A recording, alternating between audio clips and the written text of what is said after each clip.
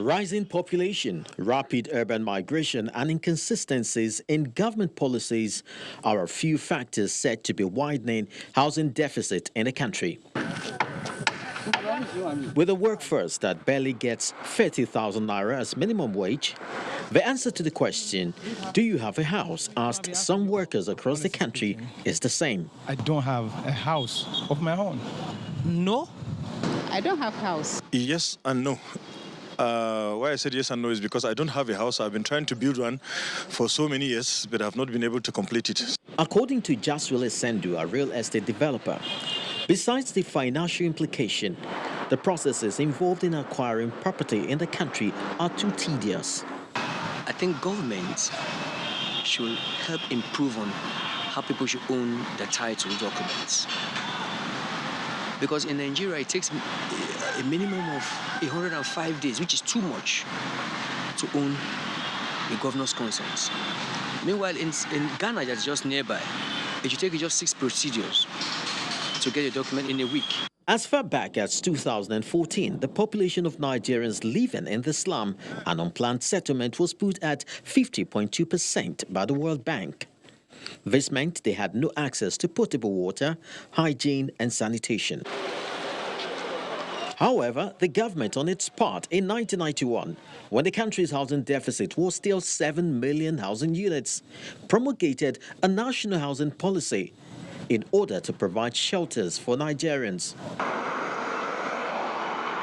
By 1997, an urban development policy was initiated. This was followed by a new housing policy in 2012 that should see the country construct 1 million houses annually to augment the deficit. The increase in the housing deficit figure does not suggest that houses are not being built, except that some of these new builds are located in highbrow areas and they are left unoccupied as a result of either size, design, or high rentals. In 2017, the present administration commenced the construction of houses in 33 states for workers under its national housing scheme, which pilot was to deliver 2,736 units across the country.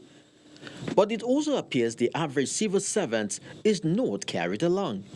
Maybe when they build it, they share it among their friends and colonies and brothers, but it hasn't got to the grassroots. While many experts think a functional mortgage system is very important in plugging this gap, Abiodun Adeniji, an infrastructure expert, also thinks urban regeneration and collaboration will be very helpful. What is supposed to be is a supply-led economy, whereby supply those infrastructure, let people connect to it. Efforts may have been made by successive administration to plug this gap. Yet, 22 million housing deficit stares us in the face. At the moment, with housing construction put at about 100,000 units per annum, plugging the gap will take over 220 years, assuming current population figure remains constant. Chris Elams, Channels Television News.